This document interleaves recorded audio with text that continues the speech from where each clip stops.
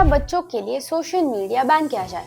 और अगर इसका जवाब आता है हाँ किया जाए, तो आज के इतने कॉम्प्लेक्स ऑनलाइन दुनिया में ऐसे डिसीजन को किस तरह इम्प्लीमेंट करें, इस सवाल पर आज लगभग सभी देशों की सरकारें सोच विचार कर रही है। और ऑस्ट्रेलिया जैसे देश ने पायोनियर बनते हुए सोशल मीडिया बैन का निर्णय ले भी लिया है। सोशल मीडिया प्लेटफॉर्म्स के हमारे जीवन पर और खासकर कम आयु वाले बच्चों पर होने वाले खतरनाक असर के बारे में हम सब जानते हैं, पर बहुत कम लोग, कम सोसाइटीज इसके बारे में कुछ करने का धैर्य दिखाती है। भारत में इस विषय को लेकर पहला कदम उठाया है कर्नाटका सरकार ने। इस निर्णय तक पहुंचने वाला भारत का ये पहला राज्य है, मगर कर्नाटका की पॉलिसी और ऑस्ट्रेलिया जैसा देश जो पहले ही ये निर्णय इम्प्लीमेंट कर चुका है, काफी सिग्निफिकेंट अंतर है। आइए पहले बात करते हैं कि ऑस्ट्रेलिया की पॉलिसी एग्जैक्टली है क्या, और फिर आते हैं कर्नाटका पे। देखते हैं कि उनके निर्णय का स्वरूप क्या है। पिछले वर्ष नवंबर में ऑस्ट्रेलिया ने टीन सोशल मीडिया बैन की पॉलिसी इंट्रोड्यूस की।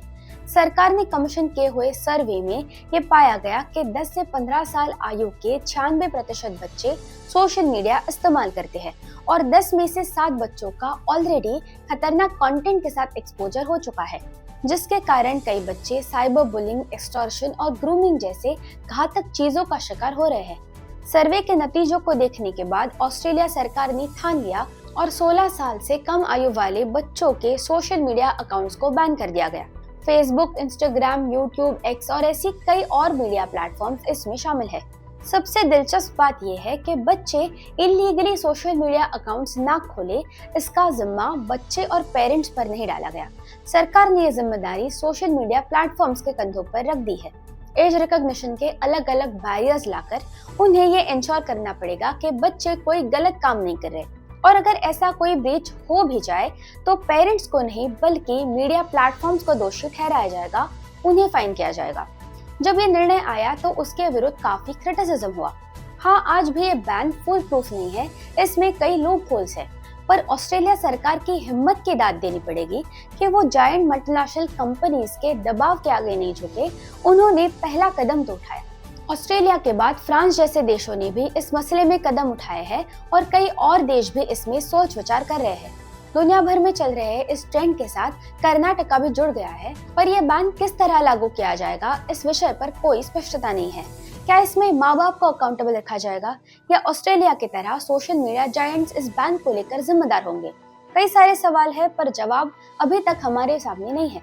सोशल मीडिया नेटवर्क्स का ये जाल इतना जटिल बन चुका है कि फेसबुक, इंस्टाग्राम, एक्स, स्नैपचैट जैसे प्लेटफॉर्म्स के कॉपरेशन के बिना ये बैन लागू करना प्रैक्टिकली नामुमकिन है।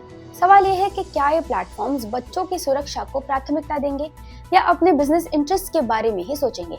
कर्नाटका ने लिया हुआ निर्णय काबिले तारीफ है, और खबर ये भी है कि तेलंगाना ऐसे बैन के बारे में सोच रहा है। बाकी राज्यों ने भी ऐसी पॉलिसी के इम्प्लीमेंटेशन पर निश्चित रूप से सोच विचार करना चाहिए। रादर इस विषय पर एक कॉम्प्रिहेंसिव नेशनल पॉलिसी की आवश्यकता है।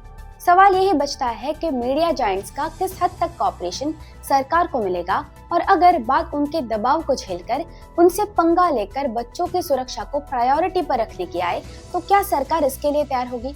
आप क्या सोचते हैं इसके बारे में? आपकी राय हमें कमेंट्स में जरूर बताएं। For more news and analysis, follow our channel Prama times.